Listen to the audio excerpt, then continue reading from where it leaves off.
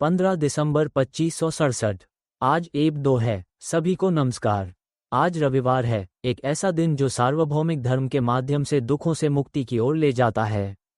ये कार्यक्रम हमें चित्त की प्रकृति और उसके सत्य को समझाने के लिए बनाया गया है। ये ज्ञान पूरे विश्व के सभी लोगों के लिए है, हर धर्म, हर विश्वास, हर लिंग, हर आयु।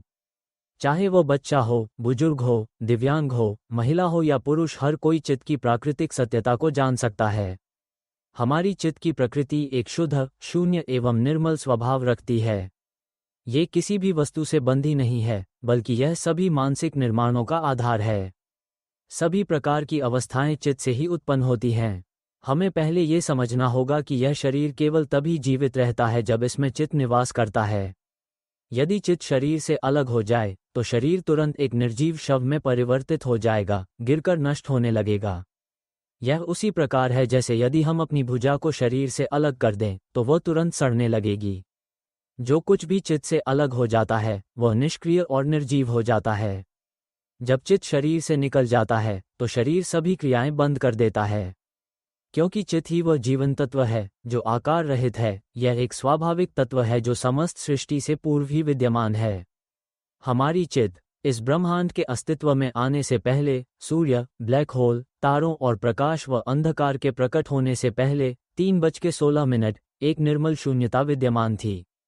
ये शून्यता काल और दूरी से परे थी, एक स्वच्छ, निर्मल खालीपन जिसमें कुछ भी नहीं था। ये प्रकृति का मूल तत्व था जो समस्त सृष्टि से पहले ही था। ये स्वाभाविक तत्व हमारे चित्त का भी हिस्सा है, उसी निर्मल शून्यता के साथ एक रूप। ये कुछ नहीं है, किसी रूप में नहीं है, फिर भी हमारा चित्त उसमें समाहित है, एक जीवंत तत्व जो रूपहीन और स्वच्छ है। प्रारंभ में एक बिंदु से सब कुछ उत्पन्न हुआ। वहाँ एक महाविस्फोट हुआ जिसे हम बिग बैंग कहते हैं। उस क्षण से ऊर्जा उस बिंदु से प्रवाहित होने लगी जिससे पदार्थ और तत्वों का निर्माण हुआ। ये तत्व संगठित होकर एक साथ आने लगे। यही भौतिक तत्वों की उत्पत्ति का प्रारंभ था। ऊर्जा का एक प्रवाह फैल रहा है। प्राकृतिक तत्व या शून्यता से भरा चित्त, यही हमारा जीवन तत्व है। यह ऊर्जा के स्पंदन से प्रभावित होने लगता है जो भौतिक तत्वों और पदार्थों से उत्पन्न होता है। जब हमारा जीवन तत्व इस ऊर्जा के संपर्क में आता है तो वह उस स्पंदन को ग्रहण करता है। यही चित्त के सीखने की प्रक्रिया का प्रारंभिक बिंदु है। जरा कल्पना करें कि चित्त कितनी व्यापक मात्रा में अस्तित्व रखता है उस शून्यता में जो हर स्थान पर विद्यमान है। 5.5 यदि मैं इसे महासागर के रूप में उपमा दूं तो ये जीवन तत्व है। यदि हम महासागर से एक बूंद जल को निकाल लें तो वह बूंद ही जीवन तत्व है। ये बूंद असीम महासागर से बाहर लाई जाती है और विभिन्न छोटे बड़े पात्रों में डाली जाती है, जिससे वे पात्र जीवंत हो जाते हैं। यहाँ ये समझना आवश्यक है कि वहाँ अनगिनत मानसिकताएं हैं जो एक अनंतता की तरह हैं, जो जन्म लेने के लिए प्रतीक्षारत हैं। जब भौतिक तत्वों की ऊर्जा पहली बार बिग बैंग से बाहर फैलने लगी और फिर तारे और सूर्य के रूप में आकार लेने लगी, तो शुरुआत में उसमें बहुत अधिक गर्मी और ऊर्जा थी जो एक साथ संकुचित हो रही थी, क्योंकि जब एकत्रित होते हैं तो यह एक ठोस रूप लेता है जो बड़े तारों के समूह में बदल जाता है। अब मन उस पदार्थ पर टिकता है और जीवन वहां से उत्पन्न होता है, एकल कोशिका से, फिर 2-3 कोशिकाओं तक और वर्तमान तक। एक पानी की बूंद इस बात का प्रतीक है कि हम उस महासागर से निकल कर आए हैं। ये दिखाता है कि मन का जन्म उस समय हुआ जब पदार्थ ने जन्म लिया था। मन विभिन्न पदार्थों में निवास करता है। यह उचित कारणों से जीवित प्राणी उत्पन्न होते हैं और यह मन द्वारा उन पदार्थों में निवास करने से होता है। यह विशाल है और यह विशाल मन हम हैं। सभी जो शुरू हुए हैं वे एक साथ सीख रहे हैं। मूल तत्व का मन जो अत्यंत शुद्ध है, एक बच्चे के समान है जो अत्यधिक निर्मल और निर्दोष होता है। हमारा मन भी ऐसा ही है। ये स्वाभाविक रूप से अत्यधिक शुद्ध है, लेकिन इसमें ज्ञान का अभाव है। ये जानने की आवश्यकता है कि वह कौन है और सभी चीज़ें क्या हैं। इस शुद्ध तत्व को सीखने के लिए उसे संवेदनाओं और भौतिक तत्वों की आवश्यकता होती है। वो अनुभूति और मानसिक स्थिति को उत्पन्न करता है, विचारों, भावनाओं और ज्ञान की परिस्थितियां बनाता है। ये सभी चीज़ें वो उपकरण के रूप में उत्पन्न करता है और फिर वो उन भौतिक तत्वों को पकड़ता है, उस रूप को धारण करता है। आकृति और रूप आकार लेने लगे हैं। ये हमारे मन का जन्म है। लेकिन बात यह है कि ये सभी सिर्फ उपकरण हैं जिनका हमारे मन ने अस्थायी रूप से आश्रय लिया है। क्या आप इसे समझ पा रहे हैं? हम अस्थायी रूप से आश्रित होते हैं इन लक्षणों का, जो ध्वनि, चित्र, भावनाएं और ज्ञान के रूप में प्रकट होते हैं। अगर हम जल में रहने वाले प्राणियों के रूप में होते तो हम भी उसी प्रकार की पहचान का आश्रय लेते, उन लक्षणों के आधार पर जो आंखों से पहचाने जा सकते हैं, जो देखा जा सकता है और जो छूकर समझा जा सकता है, उस रूप के माध्यम से जो इन लक्षणों को समझने का तरीका प्रदान करता है। ये है मन की साधारण प्रकृति जो रूपांतरणशील है। यह अनुभव कर सकता है और उसी रूप में रूपांतरित हो जाता है। जब हम समुद्र के विशाल जल में से एक बूंद निकालते हैं तो वह बूंद जल से भरी एक पात्र में बस जाती है। वो पात्र जीवन से परिपूर्ण होता है। अब एक दिन जब यह मन उस रूप को छोड़ देता है और अपने अनुभवों को भी छोड़ देता है, वह स्वर, छवि, भावना और ज्ञान को छोड़ देता है, तो अंत में वही मन फिर से अपनी शुद्ध अवस्था में लौट आता है, जैसे शुद्ध जल फिर से अपनी असल स्थिति में वापस लौट आता है। उदाहरण के रूप में, अगर हम इस शुद्ध जल की बूंद को समुद्र में वापस डाल दें तो ये बूंद समुद्र के संपूर्ण जल में एकाकार हो जाएगी। क्या हम यहाँ समझ पा रहे हैं कि यह बूंद जब महासागर में मिलाई जाती है तो हम इसे अलग से नहीं पा सकते। वह बूंद महासागर के साथ एक हो जाती है, जैसे कि सब कुछ एक में और एक में सब कुछ। इस पर विचार करें, जैसे मन जो शुद्ध और खाली तत्व है। मान लीजिए कि हमारा मन एक ऐसी जीवन शक्ति है जिसका कोई रूप नहीं है, लेकिन उसमें जीवन है, और वह एक बहुत ही खाली और शुद्ध तत्व है। यह एक मूल तत्व है जिसे मुख्य तत्व कहा जाता है, जो रूपों को उत्पन्न करता है और उन्हें उपकरण के रूप में इस्तेमाल करता है, फिर वह रूपों के बर्तन में निवास करता है। यही निवास करने का रूप है। सद्भावना उत्पन्न करें, इसे रूपांतरित करने के लिए इसे ध्वनि, चित्र, भावना और ज्ञान के रूप में बनाएं, जैसे कि जब मैं इस समय बोल रहा हूँ। यह एक लक्षण है, यह एक लक्षण है, ये हम नहीं हैं। हमारा अस्तित्व मन है, जो खाली और शुद्ध तत्व है, जो किसी भी चीज से जुड़ा नहीं है, लेकिन हमें इस रूप की आवश्यकता होती है ताकि हम हर चीज का मूल्य समझ सकें, ताकि हम सीख सकें और अंततः ये समझ सकें कि हम वास्तव में कौन हैं। यही वह केंद्र है जहां हम विभिन्न वस्तुओं को खोजने, भौतिक चीजों को जमा करने और उनसे जुड़ने की कोशिश करते हैं, और इस प्रक्रिया में हम एक दूसरे को नुकसान पहुंचाते हैं, लड़ते झगड़ते हैं, एक दूसरे को नष्ट करते हैं, क्योंकि हम मानते हैं कि यह हमारा है, ये हम हैं। हम विश्वास करते हैं कि सब कुछ हमारा है, हम हैं। लेकिन वास्तविकता में कुछ भी हमारा नहीं है। हम बस ये सीखने के लिए आए हैं कि कुछ भी हमारा नहीं है, और यह सीखने के लिए आए हैं कि हमारा असली स्वरूप खाली, शुद्ध और निराकार तत्व है, जिसे न कोई रूप चाहिए, न कोई लक्षण। हम एक खाली और शुद्ध तत्व हैं जो हर चीज में समाहित होते हैं। जब एक दिन हम उस सार्वभौमिक धर्म को सुनते हैं जो दुख से पार होने के मार्ग को बताता है, जैसा कि मैंने एप 2 में विस्तार से बताया है, तो हम उसे धीरे धीरे सुनते हैं, समझते हैं, और फिर मैं इसे विस्तार से स्पष्ट करूंगा जब तक हम इसे महसूस नहीं कर लेते। हमारा असली मन इस स्थिति से तब मुक्त हो जाता है जब हम समझ पाते हैं कि यह बोली जाने वाली आवाज हम नहीं हैं, बल्कि यह केवल एक लक्षण है, एक उपकरण है। जो चित्र हम सोचते हैं वह भी केवल एक लक्षण है, एक उपकरण है। हमारे भावनाएं भी केवल लक्षण हैं, केवल एक उपकरण हैं। ये हम नहीं हैं, ये प्राकृतिक लक्षण हैं जो प्रकट होते हैं और फिर शुद्ध खालीता की स्थिति में गायब हो जाते हैं। ये केवल शुद्ध खालीता के जागरण का लक्षण है। जब हमारी चेतना जागृत हो जाती है तो हमें भीतर की गहराई में ध्यान से देखना चाहिए। भीतर देखना चाहिए कि हम स्वयं बोलते हैं, स्वयं सोचते हैं, और फिर वो स्वयं ही विलीन हो जाता है। मन की संतुष्टि अपने आप उत्पन्न होती है और फिर समाप्त हो जाती है। हमें उस भावना से जुड़े नहीं रहना चाहिए। असंतोष की भावना भी अपने आप उत्पन्न होती है और फिर गायब हो जाती है, जैसे ही सामान्य भावना भी आती है और चली जाती है। ये सब परिवर्तनशील है, यहाँ तक कि जो हम इस समय जान रहे हैं, जो हम इस क्षण में सुन रहे हैं, उसे देखिए। ये समझने की प्रक्रिया मन में ही हो रही है। मन का ये तत्व काम करता है, जैसे ही यह कोई प्रभाव प्राप्त करता है, यह उसे महसूस करने की स्थिति में बदल देता है। ये ज्ञान आँखों, कानों, नथुने, जीभ और शरीर के माध्यम से प्राप्त होता है। ध्यान दें, हमें विशेष रूप से ध्यान केंद्रित करने की आवश्यकता नहीं है। हम स्वयं आवाज सुनते हैं, हम स्वयं इसकी पहचान करते हैं, हम स्वयं गंध महसूस करते हैं। ध्यान से देखिए, बस हमें ध्यान से देखना है। यहाँ हम का अर्थ है हमारी आत्मा को इस स्थिति को देखना। ये स्थिति सिर्फ एक बार देखी जा सकती है कि हम स्वयं जानते हैं, और हमारी आत्मा इस सत्य को स्वीकार करती है कि जो हम जानते हैं वो हम नहीं हैं। जो बोल रहे हैं वह हमारी आत्मा नहीं है, ये केवल एक स्थिति है, आत्मा नहीं। आत्मा कुछ और है जो यह विचार उत्पन्न कर रही है। सोचिए, अगर हम बिल्ली के बारे में सोचें, फिर सांप, बड़ा सा सांप, एनाकोंडा। सोचिए, क्या आप ये दृश्य देख सकते हैं? ये दृश्य केवल एक प्राकृतिक घटना है। फिर वह चला जाता है, और भावनाएं भी उसी प्रकार हैं। यह एक प्राकृतिक घटना है, और फिर वह भी चला जाता है। जैसे हम पानी में पत्थर फेंकते हैं, पानी की स्वाभाविक प्रतिक्रिया लहरों का उठना है। ये स्वाभाविक प्रतिक्रिया है, लेकिन लहरें केवल पानी के गुण हैं। पानी खुद कोई बदलाव नहीं होता। पानी फिर भी वही स्वच्छ और स्पष्ट रहता है, लेकिन लहरें केवल एक अस्थायी अवस्था हैं जो पानी का अस्तित्व नहीं है। हम अपनी हथेली से लहरों को छूने की कोशिश करें तो हमें केवल पानी मिलेगा। अगर हम बर्तन से लहरें लेंगे तो भी हमें केवल पानी मिलेगा, लहरें नहीं मिलेंगी। ठीक वैसे ही जैसे हम जो कहते हैं वो केवल शब्द होते हैं, हम जो महसूस करते हैं उसे पकड़ नहीं सकते। अब हम इस आवाज़ को सुनने की कोशिश करें।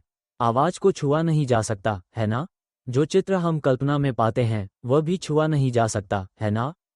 भावना भी छुआ नहीं जा सकती, फिर भी हम भावना में डूब जाते हैं। क्या आपने इसे महसूस किया है? हम भावना में डूब जाते हैं।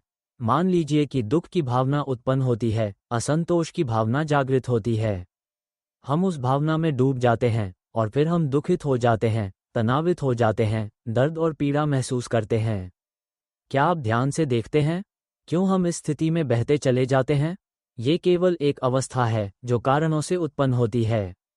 जैसे हम पानी में पत्थर फेंकते हैं और पानी की सतह से टकराने पर यह घटना होती है। ये प्राकृतिक नियम है, यही जीवन की सच्चाई है। क्या उस लहर का पानी के साथ लंबा समय रहता है? वो प्रकट होती है और फिर विलीन हो जाती है। प्रकट होना या विलीन होना बस पानी की एक स्थिति है। हमारा मन ऐसा ही होता है। मन हमारी शुद्ध और निराकार प्रकृति है। ये तत्व सुख और दुख से परे है, ये सबसे मुक्त है। यह इस दुनिया से परे है, क्योंकि ये दुनिया भौतिक तत्वों और बदलावों का संसार है। चित्त ने रूपों की दुनिया बनाई और भौतिक तत्वों की दुनिया बनाई, ताकि वह उन दोनों दुनिया में निवास कर सके और सब कुछ सीख सके कि सभी चीजें इस प्रकार हैं। भौतिक तत्व स्थायी नहीं होते, वे जन्म लेते हैं और नष्ट हो जाते हैं। ये संसार एक दिन नष्ट हो जाएगा। हर सूरज का जन्म नष्ट होने के लिए होता है, और काले छेद भी नष्ट होने के लिए उत्पन्न होते हैं। क्या यहाँ समझ में आता है? हमारा शरीर इस दुनिया में उत्पन्न हुआ है ताकि वह नष्ट हो सके। यह एक अस्थायी वस्तु है। ये दुनिया भी अस्थायी है, और हम, जो मन है, इसके रूपों का उपयोग उपकरण के रूप में करते हैं। अगर हमारे पास रूप नहीं होते तो हम कुछ भी नहीं सीख सकते थे। क्या ये यहाँ समझ में आता है? अगर हम समझ पाएं, लौट कर देखें, मैं ये दिखाना चाहता हूँ कि यदि हम इस बिंदु को पकड़ लें कि जो दुख हम आज अनुभव कर रहे हैं वो असली दुख नहीं है। यहाँ तक कि अगर हमारा शरीर नष्ट हो जाए, ये शरीर नष्ट हो जाए, हम मर जाएं, फिर भी, लेकिन मृत्यु असल में मिमी है। इसे स्पष्ट रूप से कहें, हम वास्तव में मरते नहीं हैं। क्यों? क्योंकि यह भौतिक शरीर जो तत्वों से बना है, तो जन्म लेने के साथ ही मरने के लिए निर्धारित होता है। लेकिन हमारा मन, वो तो कुछ नहीं होता। जब ये शरीर समाप्त हो जाता है, हमारा मन नया शरीर ढूंढने के लिए निकल जाता है, क्योंकि उसमें अभी ज्ञान नहीं है। वो ये सीखना चाहता है कि वो वास्तव में क्या है। जब तक हम किसी जीव के रूप में निवास करते हैं, चाहे वह जल जंतु हो, थलचर हो, भूमिगत प्राणी हो, पंखों वाला प्राणी हो, या आकाश या अंतरिक्ष में रहने वाला हो, हम उस रूप में आकर जीवन की आवश्यकताओं को समझते हैं, अर्थात जीविका की खोज करते हैं। जब तक हम जीवों के आवास में रहते हैं, चाहे वह जल में रहने वाले प्राणी हों, स्थलीय प्राणी हों, भूमिगत प्राणी हों, उड़ने वाले प्राणी हों, या आकाश या अंतरिक्ष में रहने वाले प्राणी हों, आवास में रहते हुए हम सब कुछ सीखते हैं। ये सीखना मुख्यतः जीविका के लिए है। 21.01 जब हमें यह आवास मिलता है तो हमें एक नियम का पालन करना होता है, और वह है शारीरिक पोषण के लिए भोजन की तलाश करना। हम भोजन के लिए संघर्ष करते हैं, शरीर को पोषित करने के लिए एक दूसरे से छीना झपटी करते हैं, शरीर को बनाए रखने के लिए एक दूसरे को नष्ट करते हैं। यही शारीरिक और भौतिक तत्वों का नियम है। जब भी हमारी चेतना, जो कि खाली और निर्मल तत्व है, अपने आप को एक आवरण से लपेटने के लिए क्रिया करती है, तो इसे आभास कहा जाता है। जैसे हम साबुन के बुलबुले की उपमा देते हैं, हम स्वयं खाली और निर्मल तत्व हैं, और हम एक पारदर्शी आवरण बनाते हैं जो हमें लपेटता है। इसे साबुन का बुलबुला कहा जाता है। इस बुलबुले का कोई ठोस रूप नहीं होता। यह एक रूपक है, जैसा कि पानी की वास्तविकता है। यह एक शुद्ध तत्व है, एक पारदर्शी सामग्री है। पानी की प्रत्येक बूंद के तल पर एक संपीड़न बल होता है। ये संपीड़न बल ही हमारी संवेदनाओं का कारण बनता है। जब हम पानी की सतह को छूते हैं, तो ये संपीड़न बल हमें यह महसूस कराता है, और ये लहर भी उत्पन्न कर सकता है। ये पानी की स्वाभाविकता है, जो उसे संपीड़न बल और संवेदनाओं को समझने तथा लहरों को उत्पन्न करने में सक्षम बनाती है। हमारा मन भी वैसे ही है। यह एक शुद्ध और खाली तत्व है, जो निर्मल और खाली है। ये जीवन का तत्व है। जीवन है, ये तत्व मूल तत्व है जो लक्षण उत्पन्न करता है। ये लक्षण किसी अन्य तत्व के समान होता है, जैसे इलेक्ट्रॉन, प्रोटॉन और न्यूट्रॉन जो अपनी धुरी पर घूमते हैं।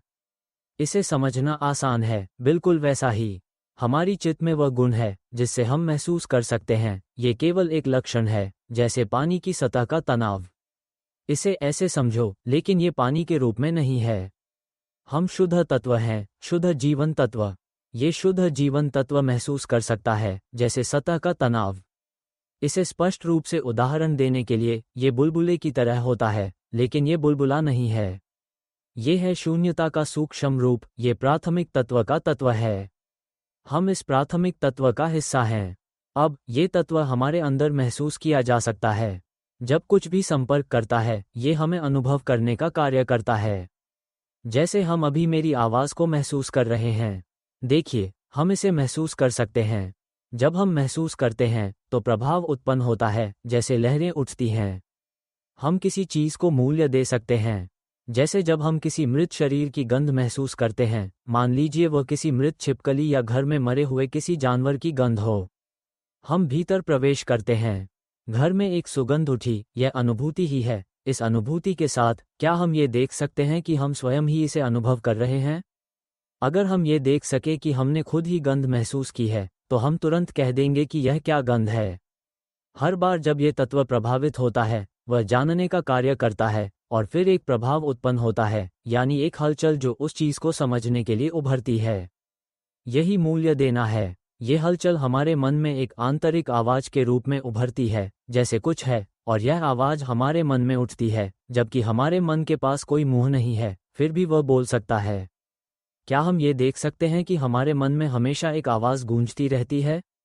जैसे ही हम उसे मान्यता देते हैं, वही आवाज़ हमारे शब्दों के रूप में बाहर निकलती है।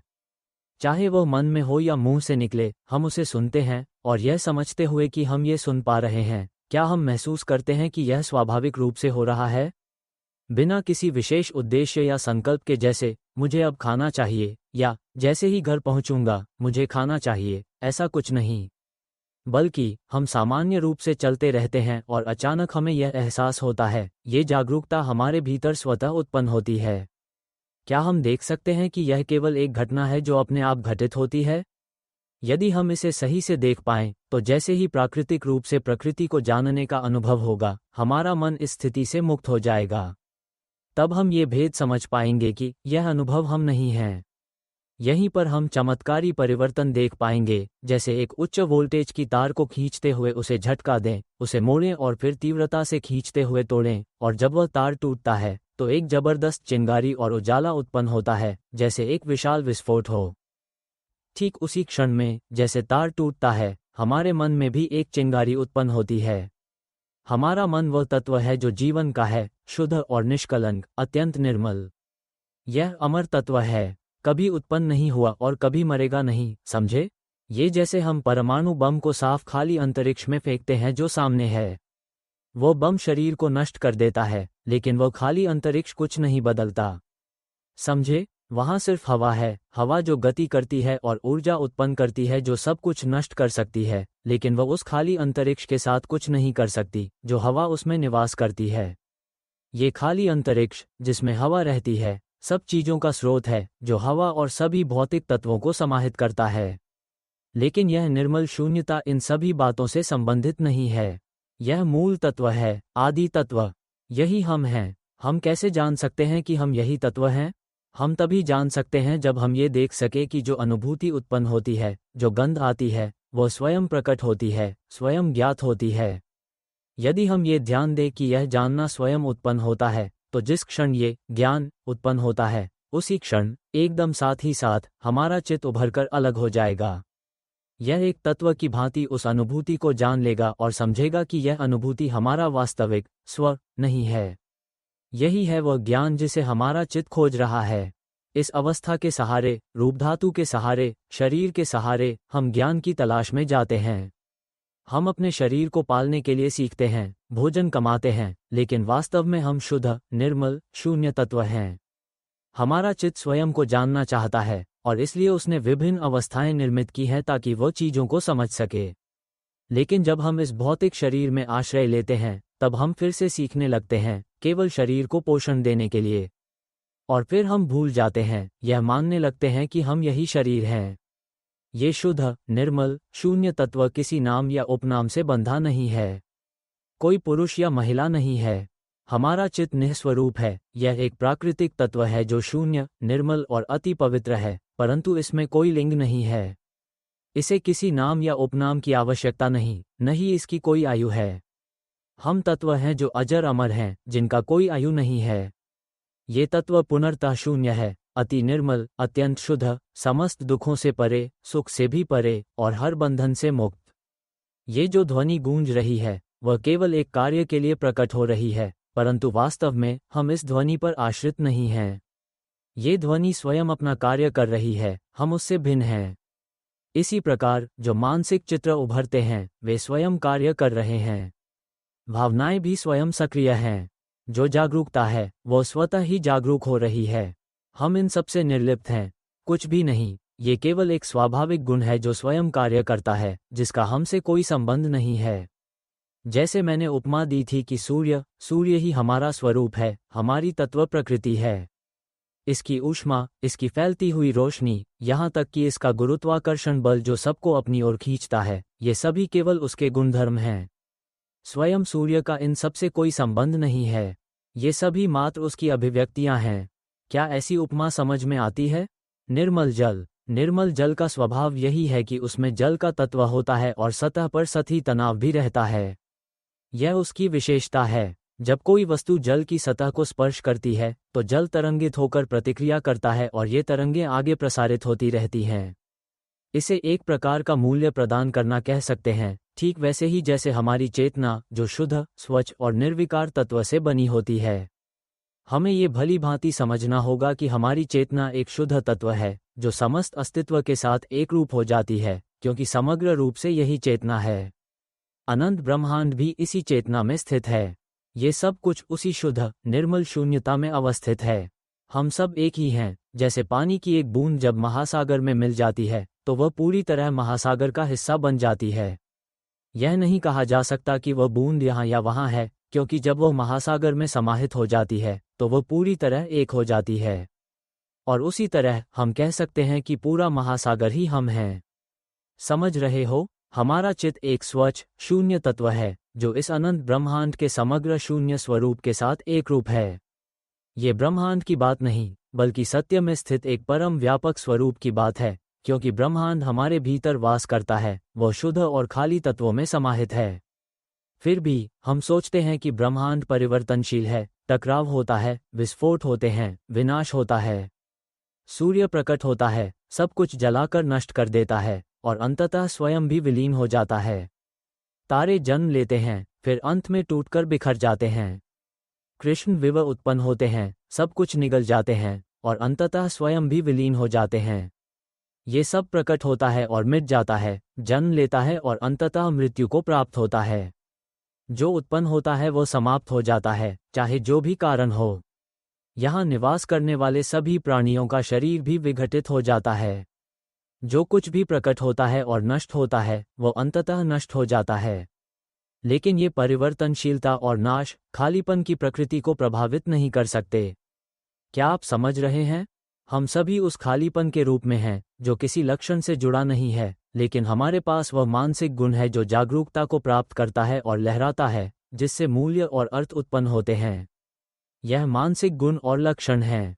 जब चीज़ें या सभी भौतिक तत्व शरीर, ये दुनिया, हवा जो बहती है, बारिश जो गिरती है, सूरज जो निकलता है, या ये सभी प्राकृतिक घटनाएं उपस्थित होती हैं और फिर नष्ट हो जाती हैं। जंगल में आग लगना, पृथ्वी का ठंडा होकर बर्फ बन जाना, भूकंप आना, ज्वालामुखी फटना, ये सभी घटनाएं उत्पन्न होती हैं और फिर नष्ट हो जाती हैं। ठंडा होना आता है और फिर चला जाता है, गर्मी आती है और फिर चली जाती है। ज्वालामुखी फटता है और फिर शांत हो जाता है। यहाँ तक कि ये दुनिया भी उत्पन्न होती है और अंततः नष्ट हो जाती है। सूरज भी इसी प्रकार है, वो उत्पन्न होता है और फिर अंततः नष्ट हो जाता है। हर भौतिक वस्तु का जन्म होता है और उसका नष्ट होना निश्चित है। हम इन चीज़ों का अस्थायी रूप से आश्रय लेते हैं ताकि हम अपने मन को जान सकें। हम बस ये समझना चाहते हैं कि हम आज जो दुख अनुभव कर रहे हैं वो इस कारण है कि हम इस शरीर को अपना मान बैठते हैं, जैसे हम किसी बंदी गृह में आ गए हों। क्योंकि हम सीखने की इच्छा रखते हैं, हम इसलिए जागरूकता के अनुभवों को उत्पन्न करते हैं, ध्वनियाँ, चित्र, भावनाएं और अनुभूति की अवस्थाएं। इन अनुभवों को उपकरण के रूप में उत्पन्न करते हैं और शरीर के रूप में इनका सहारा लेते हैं। कभी जल जीव, कभी स्थल जीव, कभी भूमिगत जीव, कभी आकाशीय जीव और कभी मानव रूप में। ये हम ध्वनि पर निर्भर हैं जो हमें बताती है कि हम मनुष्य हैं। ये ध्वनि एक संकेत है। ध्वनि कहती है कि यह बायां हाथ है। हम इसे देख सकते हैं, लेकिन यह नहीं कहा गया कि यह बायां हाथ है न? हाथ खोलने या बंद करने का प्रयास करें, लेकिन यह नहीं कहा गया कि इसे हाथ खोलना या बंद करना कहते हैं। बस इसे देखें, बस देखो, कुछ सोचो मत, किसी भी चीज़ को महत्व मत दो। अगर इस चीज़ को महत्व नहीं दिया जाए तो बस जानना होगा, बस इसे समझना होगा। ये केवल एक स्थिति है जो ज्ञान द्वारा पहचानी जाती है। सभी चीज़ें बस वो हैं जिन्हें मन पहचानता है। हर चीज़ को मन जानता है, लेकिन इस जानने का रूप बिना किसी शब्द के होता है, ये सिर्फ अनुभव है। जब हम नए जन्म लेते हैं तब हम सब कुछ देख सकते हैं, हम सब कुछ जान सकते हैं, लेकिन उन चीज़ों के लिए कोई नाम नहीं होता। क्या आप समझ रहे हैं? यहाँ तक कि अब जब आप अपनी आंखें बाएं से दाएं और दाएं से बाएं घुमाते हैं, आप सब कुछ देख सकते हैं, आप सब कुछ जान सकते हैं, लेकिन किसी भाषा में उसका नाम नहीं होता। यहीं से कहानियाँ शुरू होती हैं। जब हम वस्तु को पहचानने लगते हैं, जैसे हम इसे लोहे, सीमेंट, पंखा, अंगूठा, तर्जनी, मध्यमा, अनामिका या छोटी अंगुली के रूप में मानते हैं, तो हम केवल इसे नाम देते हैं। देखो, ये खुद नहीं बोलता। हम इसे अंगूठा कहते हैं, यह नाखून है, और इसे हम नाखून मानते हैं।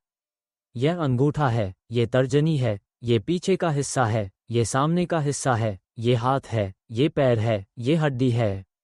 ये शब्द केवल आवाज के रूप में हैं, लेकिन वस्तु खुद नहीं बोलती। ये केवल अनुभव की वस्तु है, जिसे हम तत्व कहते हैं। सब कुछ केवल तत्व है, समझे? जब आप इसे इस प्रकार समझ जाएं, तो इसे फिर से दोहराएं। हम कहाँ से उत्पन्न हुए हैं? हम उसी आवाज़ से उत्पन्न हुए हैं जो हम बोलते हैं।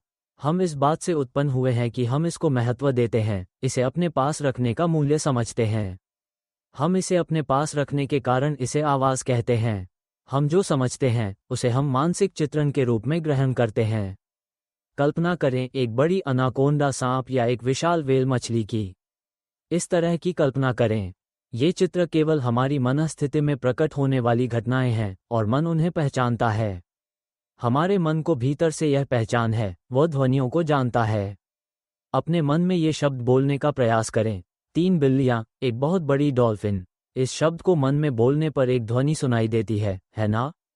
वह ध्वनि एक घटना है, लेकिन मन उसे पहचानता है। वह जानने की प्रक्रिया भी एक घटना है। ये सब हम नहीं हैं। ये सभी केवल मन की घटनाएं हैं।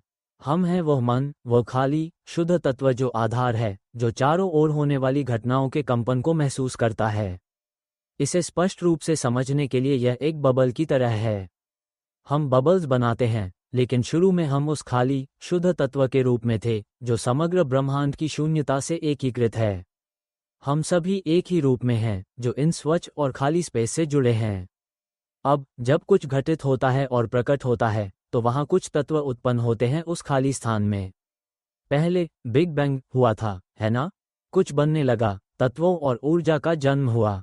हम पर इसका प्रभाव पड़ा और हम अपने अस्तित्व को महसूस करने लगे, जिसके परिणामस्वरूप एक पतली, पारदर्शी झिल्ली ने हमें लपेट लिया, जिसे हम साबुन का बबल कहते हैं।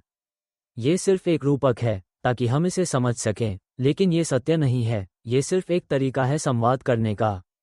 क्योंकि यह ज्ञान सब कुछ से परे है, सभी आयामों से परे। ये तत्व मूल तत्व है, इसमें समय का कोई अस्तित्व नहीं है। नहीं जाना, नहीं आना, यह वह शून्य है जो सब कुछ में एक सार होता है, जिसमें न तो समय है, न जाना है, न आना है, न उत्पत्ति है, न मृत्यु है, न कोई उत्पत्ति है, न कोई समाप्ति। क्या आप समझते हैं? हमारे तत्व अमर तत्व हैं, इसमें न उत्पत्ति है, न समाप्ति है। ये तत्व न तो अंधकार है, न उजाला है, बल्कि यह अत्यंत पवित्र और स्वच्छ तत्व है, जो शून्य और अत्यधिक पारदर्शी है, इतना पारदर्शी कि यह सब चीज़ों के साथ घुल मिल जाता है। ये तत्व बहुत ही स्वच्छ है और इसे किसी चीज़ की आवश्यकता नहीं है, बस ये समझने की आवश्यकता है कि यह क्या है, और यह जानने की आवश्यकता है कि यह क्या है। क्या आप समझते हैं? ये तत्व सीधे तौर पर सब कुछ नहीं जान सकता, इसलिए खुद को जानने के लिए इसे कुछ लक्षण उत्पन्न करने होंगे। उदाहरण के रूप में, इसे अपने चारों ओर बुलबुलों को बनाना होगा और फिर उन परिघटनाओं को पहचानने का कार्य करना होगा। जब यह उन परिघटनाओं को पहचानने लगता है तो लहरें उठती हैं, ताकि यह समझ सके कि वह क्या है और आगे जानने की इच्छा उत्पन्न हो। हमारी मनोवृत्ति का स्वभाव है कि वह सब कुछ उत्पन्न करती है। हमारी मानसिक स्थिति मूल तत्व है, यह महान कारण है, ये सब कुछ का निर्माता है। हमारी मानसिक स्थिति ही ज्ञान के लक्षणों को उत्पन्न करती है, यह उस आवाज़ को उत्पन्न करती है जो हमारे मन में बोल रही होती है। इसे महसूस करें, मन में कहें, 3 बिल्लियाँ, आज बहुत ठंड है, मेरा नाम एप्पल है। अब इसे मन में बोलने का प्रयास करें, फिर देखिए, एक आवाज़ आएगी और यह मन उस आवाज़ को महसूस करेगा। हमारी मानसिक स्थिति वह स्वच्छ तत्व है जो अपने ही लक्षणों को पहचानने का कार्य करती है। जब मन में 3 बिल्लियाँ कहा जाता है तो वह आवाज़ और उसके साथ एक चित्र सामने आता है। तो हम 3 बिल्लियों की छवि देख सकते हैं और हम ये स्पष्ट रूप से जानते हैं कि इस आवाज़ का अस्तित्व हमारे भीतर है, और हम समझते हैं कि छवियां हमारे मन में प्रकट होती हैं। यह वो अवस्था है जिसे हमारा मन उत्पन्न करता है, जैसे एक ऊर्जा का पुंज जो बाहर फैलता है, चिपकता है और दीवारों का निर्माण करता है। ये ठीक उसी तरह है जैसे छोटे तार जो एक दूसरे से जुड़े होते हैं। अगर हम इसे एक छोटे CPU चिप की तरह देखें जो फ़ोन या कंप्यूटर में होता है, उस CPU चिप में कोई तार नहीं होता, बल्कि आसपास के उपकरणों से जुड़े बसों के तार होते हैं, जो अलग अलग कार्यों के लिए जिम्मेदार होते हैं, जैसे ध्वनि उत्पन्न करना, प्रसंस्करण करना और डेटा भेजना। ये छोटे तार इंटीग्रेटेड सर्किट (IC) से जुड़े होते हैं, जो ध्वनि को परिवर्तित करते हैं, फिर IC को छवियों को प्रदर्शित करने के लिए जोड़ा जाता है, और ऊर्जा भेजने और पूरे सिस्टम का ध्यान रखने के लिए भी जोड़ा जाता है। हमारा मन एक खाली और शुद्ध तत्व है, जो सब कुछ समझने और सीखने के लिए तैयार होता है। इसे कुछ विशेष रूप से सृजित करना होता है, जैसे कि शुद्ध तत्वों से बनी महीन रेखाओं के रूप में। यह उस संयंत्र जैसा है जो सूक्ष्म तंतु बनाकर दीवारों और ऊतकों को सृजित करता है, ताकि यह महसूस करने और सभी चीज़ों के साथ तालमेल बनाने में सक्षम हो सके। ये तंतु और ऊतक वही हैं जो उत्पन्न किए जाते हैं। जब मन इन उत्पन्न अवस्थाओं से मुक्त होता है तो यह उस उच्चतम शक्ति के तार को सिस्टम से बाहर निकालने जैसा होता है। जब यह एक दूसरे से अलग हो जाता है तो तुरंत एक विस्फोट होता है। जब यह अलग होता है, हम महसूस करते हैं कि हम बाहर निकल आए हैं। हम इन चीज़ों से संपर्क नहीं कर सकते। हम जानते हैं कि हम शुद्ध तत्व हैं। ये लक्षण स्वचालित रूप से कार्य करते हैं। हम इसे इस प्रकार समझ सकते हैं। जो इसे समझ पाता है वह हमारे मन की अद्भुतता को देखेगा। हम जानेंगे कि हम वो तत्व हैं जो निराकार हैं, हम वो प्राकृतिक तत्व हैं जो सब कुछ जानते हैं। हमारा तत्व सब कुछ जानता है। हम अतीत को पूरी तरह से देख सकते हैं, हम सब कुछ जानते हैं। जब हम अपनी अंतरात्मा में ध्यान और सतर्कता से देखेंगे तो हम सब कुछ जान सकते हैं। लेकिन ये ज्ञान केवल एक लक्षण है। कल का सोचें कि हमने क्या किया था जब हम बच्चे थे, उस समय की कठिनाइयां सोचें, सड़कें कैसी थीं, क्या आप उसे याद कर पा रहे हैं? यही है अतीत को याद करना। हम विभिन्न चीज़ों को याद कर सकते हैं क्योंकि हमारे पास लक्षण है, हमारे पास उन यादों को रिकॉर्ड करने का उपकरण है जितना हम याद कर सकते हैं।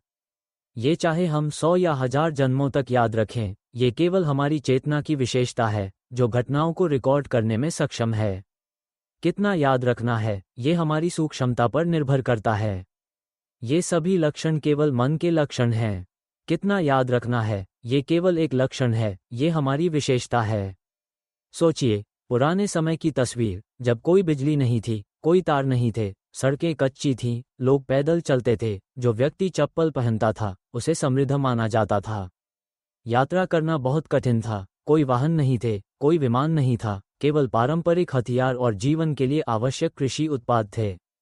हम अतीत की कल्पना करें, क्या आप वो चित्र देख सकते हैं? ये चित्त के कार्य करने का तरीका है। जो चित्र प्रकट होते हैं, वे केवल लक्षण होते हैं, ये केवल चित्त की क्रिया है जो यादों से उत्पन्न होती है। ये यादें मस्तिष्क से उत्पन्न नहीं होती, बल्कि चित्त से उत्पन्न होती हैं, जो घटनाओं को याद कर सकती है और उस चित्र को बना सकती है। चित्त यह समझ सकता है कि उस समय ये सच था, उस समय कुछ नहीं था, न कोई वाहन, न बिजली। हमें नंगे पांव चलना पड़ता था। जूते बहुत महंगे थे, जो किसी के पास जूते होते, उसे समृद्ध माना जाता था। अब उस चित्र को सोचें और देखिए। पहले जिंदगी बहुत कठिन थी, लेकिन खुशहाल थी। जीवन बहुत साधारण था, आराम से जीते थे, साझा करते थे। ऐसा नहीं था कि हम एक दूसरे को परेशान करते, जैसे आजकल होता है। पैसे की बहुत ज्यादा तलाश नहीं थी, क्योंकि घर में सब कुछ था। सब्जियां थीं, खेत थे, जीवन सरल था, संघर्ष की जरूरत नहीं थी, और कोई भी एक दूसरे को परेशान नहीं करता था। उस समय सभी यह मानते थे कि वे इंसान हैं। यही वो रूप है जो मन की स्थिति से उत्पन्न होती है। सोचने, कल्पना करने और बोलने की आवाज़ों के साथ भावनाएं उत्पन्न होती हैं। जब हम किसी ऐसी चीज़ के बारे में सोचते हैं जिसे हम पसंद करते हैं, तो संतोष की भावना उत्पन्न होती है। लेकिन अगर हम किसी चीज़ के बारे में सोचते हैं जो हमें पसंद नहीं है, तो असंतोष की भावना उत्पन्न होती है। क्या यह आवाज़ जिसे हम अपने मन में सुनते हैं, हमें छू सकती है? क्या वो चित्र जिसे हम कल्पना में देखते हैं, पकड़ सकते हैं? सब कुछ उभरकर गायब हो जाता है, लेकिन जो ध्यान देने योग्य है, वह ये है कि हम नहीं गायब होते। हम उस भावना में डूबे रहते हैं, कभी कभी 3 दिन या 3 रातों तक। जबकि वह भावना हमारे विचारों या उम्मीदों से उत्पन्न होती है, जो जैसा हम चाहते थे, वैसा नहीं होता। हमारे साथी को हमें छोड़ना नहीं चाहिए, क्या यह विचार सही है? लेकिन एक दिन जब वे हमसे दूर हो जाते हैं, तो मन में ये भावनाएं आती हैं कि वे कहाँ गए हैं, क्यों उन्होंने हमें छोड़ दिया? हम इस तरह सोचते हैं, बैठकर सोचते हैं, लेटकर सोचते हैं, क्योंकि हम केवल यही सोचते हैं कि वे हमें छोड़ गए हैं। इससे हमारे भीतर असंतोष और चिड़चिड़ापन उत्पन्न होता है। ये सभी भावनाएं प्राकृतिक हैं, जैसे ध्वनियाँ और मानसिक छवियाँ भी प्राकृतिक अभिव्यक्तियाँ हैं।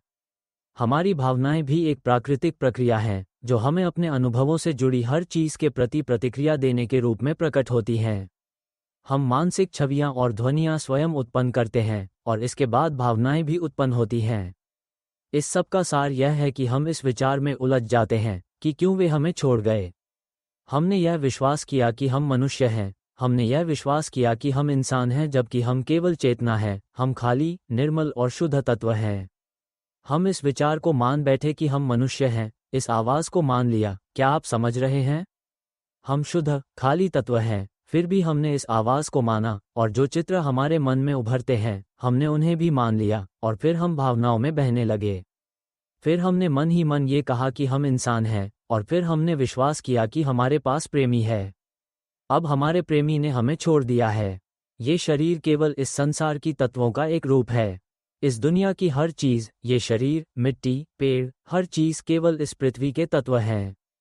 यह सही है ना? लेकिन हम कहते हैं, ये हमारा घर है, ये हमारी कार है, ये हमारी ज़मीन है। हम मिट्टी को नहीं ले जा सकते, हम कुछ भी साथ नहीं ले जा सकते।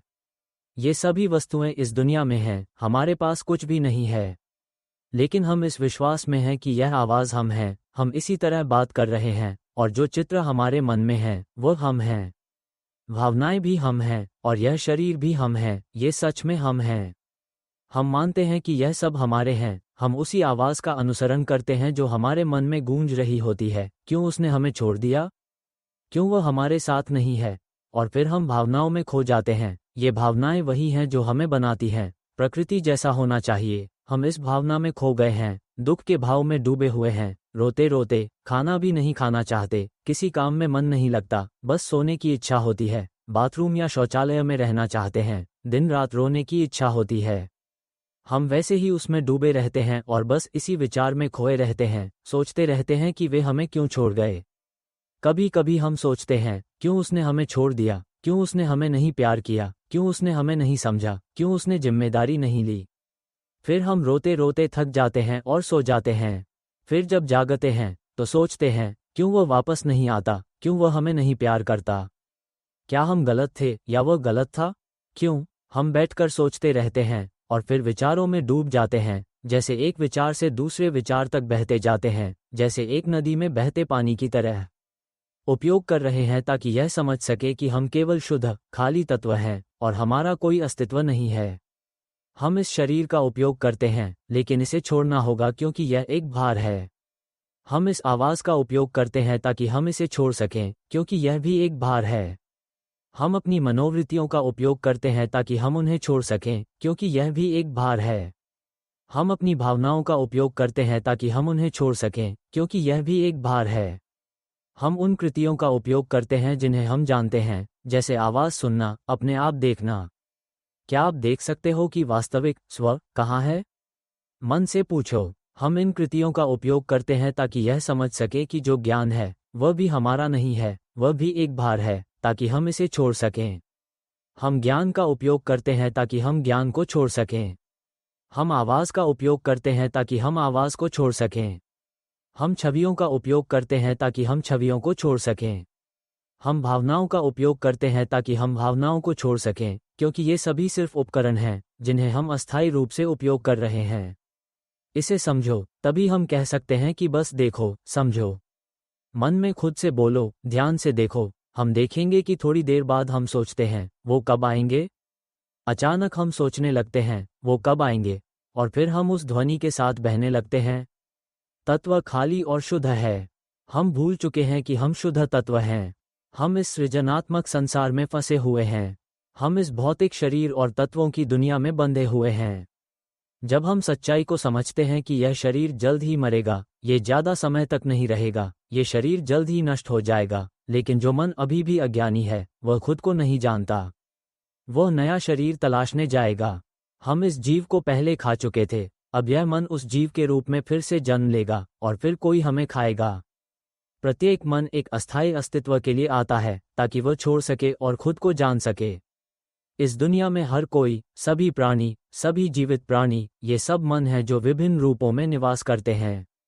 अब हम मानव रूप में निवास कर रहे हैं।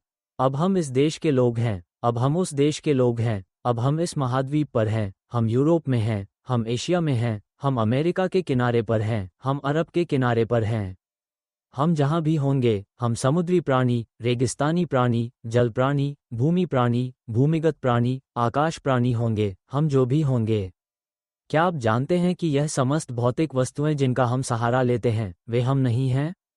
प्रत्येक चेतना इसी प्रकार से सहारा लेती है और एक दूसरे का पोषण करती है, एक दूसरे को नष्ट करते हुए, ताकि यह शरीर जीवित रहे। यह ऐसा है जैसे हम इस शरीर में बंद हैं और हम हर काम करते हैं ताकि यह शरीर बने रहे, मानो ये शरीर हमेशा हमारा साथ देगा। चाहे हम इसे कितना भी अच्छा रखें, चाहे इसे कितना भी खिलाएं, ये शरीर एक दिन नष्ट हो जाएगा। जब हम यहाँ आते हैं तो हम कुछ भी नहीं पाते। इसके बजाय हम ये समझने के लिए यहाँ आए हैं कि हम हैं, हम एक शुद्ध तत्व हैं। लेकिन हम फिर भी संघर्ष करते हैं जीविका के लिए, ताकि फिर से जीविका की चिंता में उलझ जाएं और अंततः मर जाएं। शरीर टूटकर नष्ट हो जाएगा, हमें कुछ भी नहीं मिलेगा। फिर हमें एक नया शरीर मिलेगा, लेकिन इसके लिए क्या? ताकि फिर से जीविका की तलाश करें, और इस शरीर में रहकर हमें कुछ भी ज्ञान नहीं मिलता। ये शरीर जैसे अगर मछली के रूप में हो तो इसे कैसे समझ पाएंगे कि मैं तो चेतना हूँ। ये शरीर के किसी भी रूप में हो, मनुष्य के शरीर जैसा नहीं है। ये शरीर सबसे श्रेष्ठ है, जो केवल वही रूप है जिसमें चेतना स्वयं को समझ सकती है। और अब मैं आपको ये समझाने की कोशिश कर रहा हूँ कि हम आज क्यों दुखी हैं। हम दुखी हैं क्योंकि हम इस शरीर को अपना मान बैठे हैं।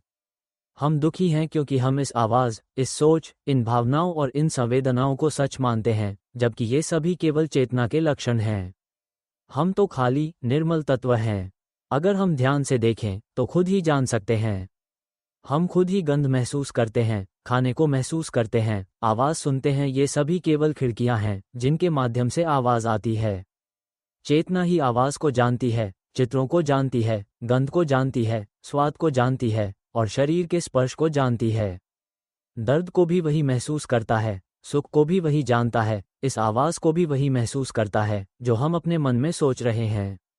ये सभी केवल चेतना के लक्षण हैं जो इसके उपकरण हैं। जब चेतना इनसे मुक्त होती है तो केवल तब वो आंतरिक सत्य को सुन और समझ सकती है। ये धर्म इस समय मेरी टीम द्वारा विकसित किए गए विभिन्न भाषाओं में अनुवादित किया जाएगा। अब तक ये 7 भाषाओं में है और कुल मिलाकर 8 भाषाओं में अनुवाद हो चुका है, ताकि हर व्यक्ति इस सार्वभौमिक धर्म को सुन सके। हम पुनः जन्म नहीं लेंगे। हमारा जन्म समाप्त नहीं होता, हम लगातार जन्मते रहते हैं, चाहे हम जल जीव, भूमि जीव, भूमिगत जीव या आकाश में उड़ने वाले जीव के रूप में हों। मनुष्य के रूप में होना भी एक तरह से जन्म लेना है। हम जो कुछ भी जन्म लें, क्या आप जानते हैं? हम जैसे एक बंदी हैं, हम अलग अलग रूपों में कैद हैं, चाहे वो भौतिक शरीर का रूप हो या सूक्ष्म शरीर का। हम सब वहाँ फंसे हुए हैं और हम परेशान हो जाते हैं। अगर यह शरीर की बात हो तो हमें रोजी रोटी की तलाश करनी होती है। हम एक ऐसी दुनिया में फंसे हैं जहां हमें इस शरीर को बनाए रखने के लिए खाना खोजना पड़ता है, जैसे हम इसे धो रहे हों। और सूक्ष्म शरीर की बात हो तो हमें मानसिक स्थिति को लेकर भी उलझने होती हैं। सुख की भावना की तलाश होती है और हम हमेशा सुख चाहते हैं ताकि हमारा सूक्ष्म शरीर खुश रहे। लेकिन क्या आप जानते हैं, सुख और दुख दोनों ही मानसिक अवस्थाएं हैं। जैसे हम सिक्का उठाएं तो एक तरफ सिर होता है, दूसरी तरफ पूंछ। सिर सुख का प्रतीक है और पूंछ दुख का। हम सोचते हैं, मैंने सिर पाया, मुझे खुशी हुई। लेकिन क्या आप जानते हैं, पूंछ भी वही है। सुख और दुख दोनों ही मन की अवस्थाएं हैं। हम हमेशा सकारात्मक और नकारात्मक पक्ष की सोचते हैं या फिर सकारात्मक और नकारात्मक भावनाओं को अनुभव करते हैं। ये सब सिर्फ मन की अवस्थाएं हैं, हम नहीं हैं। ये सिर्फ स्थितियां हैं, लेकिन हम इनसे जुड़ जाते हैं और इनसे भ्रमित हो जाते हैं। जब हमें सुख मिलता है तो हम और अधिक सुख की चाहत करते हैं। क्या आप जानते हैं, सुख एक भावना है जो थोड़ी देर बाद गायब हो जाती है। जब चीजें हमारे सोचने के अनुसार नहीं होती तो हम दुखी हो जाते हैं। क्या होता है? हम रोने लगते हैं। हम दुखी महसूस नहीं करना चाहते, हम खुशी महसूस करना चाहते हैं। क्या आप जानते हैं, खुशी और दुख दोनों एक ही चीज के रूप हैं। हम केवल इस संसार के रूपों में फंसे हुए हैं। अगर हम पीछे हटें तो हम देख सकते हैं कि ये रूप स्वयं कार्य करते हैं, आवाज़ स्वयं सुनाई देती है। यदि हम अपनी चेतना के भीतर गहरे देखें तो हम समझ पाएंगे कि आवाज़ भी हमारे भीतर ही महसूस हो रही है। वस्तुएं जो हम देखते हैं वे भी केवल हमारे भीतर का अनुभव हैं। जो खुशबू हम महसूस करते हैं वह भी हमारे भीतर के अनुभव का हिस्सा है। और जो स्वाद हम चखते हैं वह भी सिर्फ हमारे भीतर का अनुभव है। ये सभी केवल हमारे भीतर के रूप हैं जो हमारी चेतना में प्रकट होते हैं। और यह जो जानने वाला है वह अपने आप जानता है, क्योंकि हम कुछ भी नहीं हैं। हम एक उपकरण का उपयोग करते हैं, माफ करें, मैं कह सकता हूं कि हम उपकरण बनाते हैं, ध्वनि, चित्र, भावना और ज्ञान की स्थिति बनाते हैं। इन्हें हमने एक उपकरण के रूप में बनाया है जिसे हम अपने सेवक के रूप में चाहते हैं, केवल एक दुभाषिए की तरह जिसका हम लाभ उठाते हैं। हम इन दुभाषियों पर निर्भर हैं, शरीर भी एक दुभाषिया जैसा ही है। लेकिन हम शुद्ध तत्व हैं, हम केवल अस्थायी रूप से इसका उपयोग करते हैं। और जब हम इसका उपयोग करते हैं तो हम इसे अपना मालिक बना लेते हैं और फिर हमारे विचारों ने हमें अपने कब्जे में ले लिया। हम एक छोटे से अस्तित्व में बदल जाते हैं जो इन विचारों द्वारा नियंत्रित होता है। हमारे ध्वनियाँ, हमारी मानसिक छवियाँ और हमारे अनुभव सब हमें नियंत्रित करते हैं। यहाँ तक कि हमारा शरीर भी हमारा मालिक बन गया है।